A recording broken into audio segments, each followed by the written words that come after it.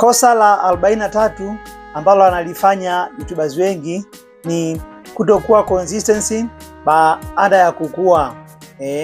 Nikisema baada ya growth, yani ni ile unaamini kwamba bwana, mimi nikifika level fulani basi naacha kufanya kitu fulani. Sasa hiyo haipendezi. Yani wewe wakati una subscribers 100, 200, 300, 500 tulikuwa tunakuona kila siku tunazipata video zako kwenye platform ya YouTube. Lakini leo na kesho unafikisha subscribers 20,000, 10,000, 50,000, 100,000, unapunguza ile speed, au unakuta kwa wiki ulikuwa unaupload video 4, lakini baada ya channel yako kukua unaupload labda video moja, au muda mwingine inapita wiki ya upload kabisa.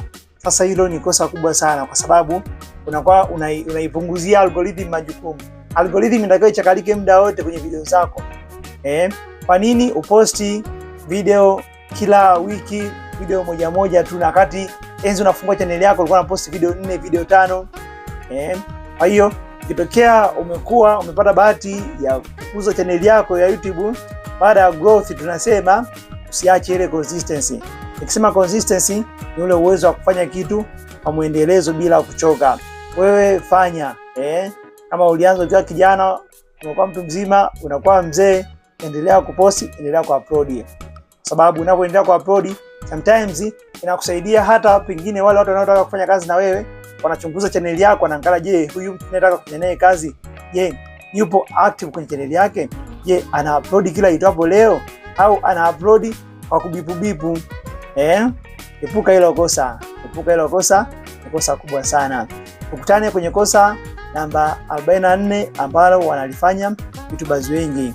Lakini kwa wewe ambaye unatamani umiliki YouTube channel na haujui uanzie wapi, basi ni wakati wako siku ya leo kufungua YouTube channel.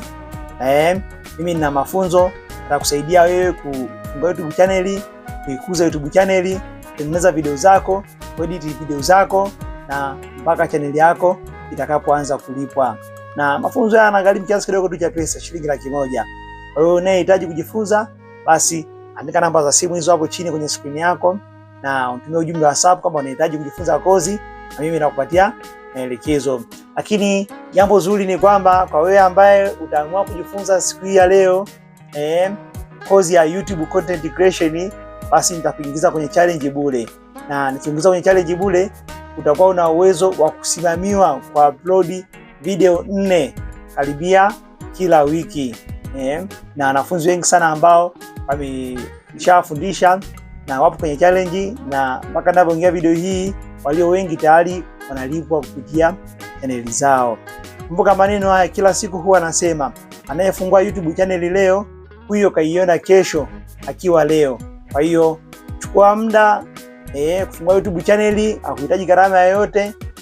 Kikubwa kinachohitajika kwenye YouTube channel ni kuupload content.